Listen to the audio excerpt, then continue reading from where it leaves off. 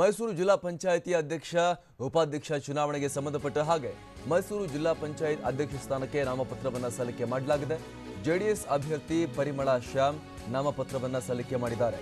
ಹಿಂದುಳಿದ ವರ್ಗದ ಮಹಿಳೆಗೆ ಮೀಸಲಾಗಿರುವಂತಹ ಸ್ಥಾನ ಇದು. ಚುನಾವಣಾಧಿಕಾರಿ ರೂಪಾ ಅವರಿಗೆ ನಾಮಪತ್ರವನ್ನು ಸಲ್ಲಿಕೆ ಮಾಡಿದ್ದಾರೆ.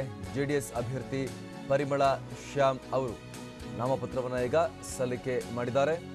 ಸಾಕಷ್ಟು ಹೈಡ್ರಾಮಾ ನಡೆದಿತ್ತು. ಇಲ್ಲಿ ರಾಜ್ಯದಲ್ಲಿ ದೋಸ್ತಿ ಇದ್ರೂ ಕೂಡ ಜೆಡಿಎಸ್ ಕಾಂಗ್ರೆಸ್ ಮೈಸೂರಿನಲ್ಲಿ ಬಹಳ ಕಿತ್ತಾಡಿಕೊಂಡು ಬಿಜೆಪಿ ಜೊತೆ ಮತ್ತೆ ಹೋಗೋ ರೀತಿ ಎಲ್ಲ ರೆಸಾರ್ಟ್ ವಾಸದಿಂದ ಹಿಡಿದು ಎಲ್ಲ ಹೈಡ್ರಾಮಾ ನಡೀತು.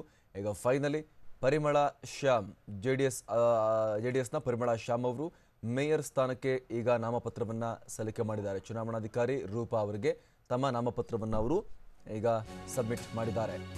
ಏನೋ ಮೈಸೂರು ಜಿಲ್ಲಾ ಪಂಚಾಯಿತಿ ಅಧ್ಯಕ್ಷ ಉಪಾಧ್ಯಕ್ಷ ಚುನಾವಣೆ ಹಿನ್ನೆಲೆಯಲ್ಲಿ ಕಾಂಗ್ರೆಸ್ನ ಗೌರಮ್ಮಗೆ ಉಪಾಧ್ಯಕ್ಷ ಸ್ಥಾನ ಈಗ ಬಹುತೇಕ ಖಚಿತ ಆಗ್ತಾ ಇದೆ. ಗೌರಮ್ಮ ಸೋಮಶೇಖರ್ಗೆ ಉಪಾಧ್ಯಕ್ಷ ಸ್ಥಾನ ಬಹುತೇಕ ಫಿಕ್ಸ್ ಅನ್ನುವಂಥ ಮಾಹಿತಿ ಈಗ ಲಭ್ಯವಾಗ್ತಾ ಇದೆ.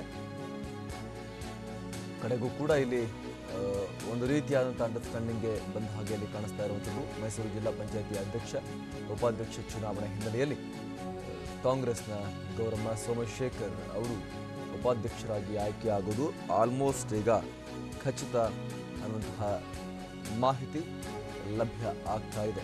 ಕೈ ತೆಕ್ಕೆಗೆ ಈ ಮೂಲಕ ಉಪಾಧ್ಯಕ್ಷ ಸ್ಥಾನ ಹೋಗ್ತಾ ಇರುವಂಥದ್ದು. ಗೌರಮ್ಮ ಸೋಮಶೇಖರ್ ಅವರು ಕಾಂಗ್ರೆಸ್ನ ಗೌರಮ್ಮ ಸೋಮಶೇಖರ್ ಅವರು ಉಪಾಧ್ಯಕ್ಷರಾಗಿ ಆಯ್ಕೆ ಆಗ್ತಾ ಇದ್ದಾರೆ ಅನ್ನುವಂಥ ಮಾಹಿತಿ ಈಗ ಲಭ್ಯ ಆಗ್ತಾ ಇದೆ.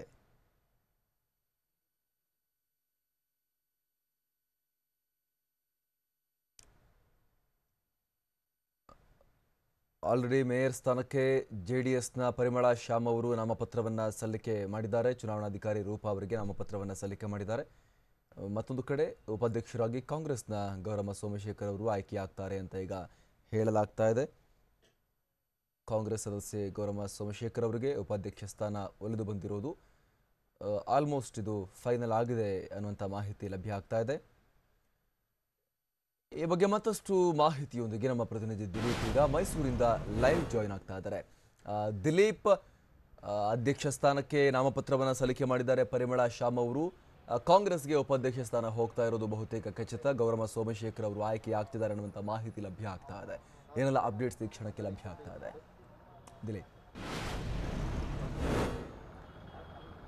ಅಮರ್ ಪ್ರಸಾದ್, ಏನು ಅಂತಂದರೆ ಕಳೆದ ರಾತ್ರಿವರೆಗೂ ಕೂಡ ಎರಡೆರಡು ಮೈತ್ರಿ ಆಯಿತು. JDS ಒಂದು ಕಡೆ BJP ಜೊತೆ ಮೈತ್ರಿಗೆ ಮುಂದಾಗಿತ್ತು. ತದನಂತರ ಕಾಂಗ್ರೆಸ್ ಜೊತೆಗೆ ಮೈತ್ರಿಗೆ ಸರಿಯಾಗಿದೆ. ಈಗಾಗಲೇ ಕಾಂಗ್ರೆಸ್ನಿಂದ ಉಪಾಧ್ಯಕ್ಷ ಸ್ಥಾನಕ್ಕೆ ಗೌರಮ್ಮ ಸೋಮಶೇಖರ್ ಅವರು ನಾಮಪತ್ರವನ್ನು ಸಲ್ಲಿಸಿದ್ದಾರೆ. ಅದೇ ರೀತಿಯಾದಂಥ ಉಪಾಧ್ಯಕ್ಷ ಸ್ಥಾನಕ್ಕೆ BJPಯಿಂದನೂ ಕೂಡ ಈಗ ನಾಮಪತ್ರ ಸಲ್ಲಿಸಲಿಕ್ಕೆ ಹೋಗ್ತಿರಲಿರುವಂಥದ್ದು. ಪ್ರಮುಖವಾಗಿ ಗಮನಿಸಬೇಕಾದಂಥ ವಿಚಾರ ಅಂತಂದರೆ ಅಧ್ಯಕ್ಷ ಸ್ಥಾನಕ್ಕೆ ಕೇವಲ ಒಬ್ಬರು ಸ್ಪರ್ಧಿಯಾದರೆ ಉಪಾಧ್ಯಕ್ಷ ಸ್ಥಾನಕ್ಕೆ ಕಾಂಗ್ರೆಸ್ ಮತ್ತು BJP ಇಬ್ಬರು ಅಭ್ಯರ್ಥಿಗಳು ಈಗ ನಾಮಪತ್ರ ಸಲ್ಲಿಸ್ತಾ ಇರೋದಂಥದ್ದು. ಯಾಕಂತಂದ್ರೆ ಕಳೆದ ರಾತ್ರಿವರೆಗೂ ಕೂಡ ಬಿಜೆಪಿ ಜೊತೆಗೆ ಬಿಜೆಪಿಗೆ ಉಪಾಧ್ಯಕ್ಷ ಸ್ಥಾನ ಬಿಟ್ಕೊಡುವಂತದ್ದು JDS ಒಪ್ಪಂದ ಮಾಡ್ಕೊಂಡಿತ್ತು. ಅದೇ ರೀತಿಯಾದಂತ ಮಾತುಕತೆ ಆಗಿತ್ತು, ಅಂತಿಮವಾಗಿತ್ತು. ಇಬ್ಬರು ಕೂಡ ರೆಸಾರ್ಟ್ಗೆ ತೆರಳುತ್ತಾರೆ ಅಂತ ಹೇಳಲಾಗಿತ್ತು. ಆದರೆ ಈಗ ಕೊನೆ ಕ್ಷಣದಲ್ಲಿ ಈಗ ಬಂದು ಬಿಜೆಪಿ ಕೂಡ ಉಪಾಧ್ಯಕ್ಷ ಸ್ಥಾನಕ್ಕೆ ಒಂದು ನಾಮಪತ್ರ ಸಲ್ಲಿಸ್ತಾ ಇರ್ತಕ್ಕಂಥದ್ದು ಸಾಕಷ್ಟು ಕುತೂಹಲ ಕೆರಳಿಸಿರುವಂಥದ್ದು. ಯಾಕಂತಂದ್ರೆ ಈಗಾಗಲೇ 2 ಬಾರಿ ಮೈತ್ರಿ ಬದಲಾವಣೆಯಾಗಿದೆ.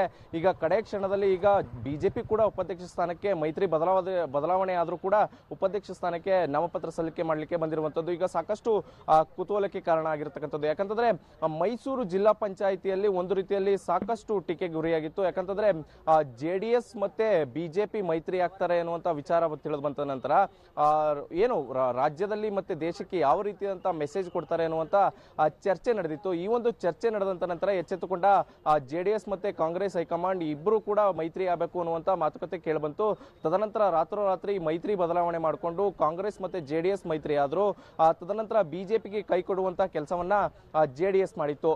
ಆದ್ರೆ ಈಗ ಕಡೆ ಕ್ಷಣದಲ್ಲಿ JDS ಮತ್ತೆ ಕಾಂಗ್ರೆಸ್ ಮತ್ತೆ ಬಿಜೆಪಿ ಮೂರು ಪಕ್ಷದವರು ಈಗ ನಾಮಪತ್ರವನ್ನು ಸಲ್ಲಿಕೆ ಮಾಡಿರೋದು. ಅದರಲ್ಲೂ ಕೂಡ JDS ಅಧ್ಯಕ್ಷ ಸ್ಥಾನಕ್ಕೆ ನಾಮಪತ್ರ ಸಲ್ಲಿಕೆ ಮಾಡಿದ್ರೆ ಕಾಂಗ್ರೆಸ್ ಮತ್ತೆ ಬಿಜೆಪಿ ಉಪಾಧ್ಯಕ್ಷ ಸ್ಥಾನಕ್ಕೆ ನಾಮಪತ್ರ ಸಲ್ಲಿಸಿರುವಂತದ್ದು ಸಾಕಷ್ಟು ಕುತೂಹಲಕ್ಕೆ ಕಾರಣವಾಗಿರುವಂತದ್ದು. Amar, thank you Dilip.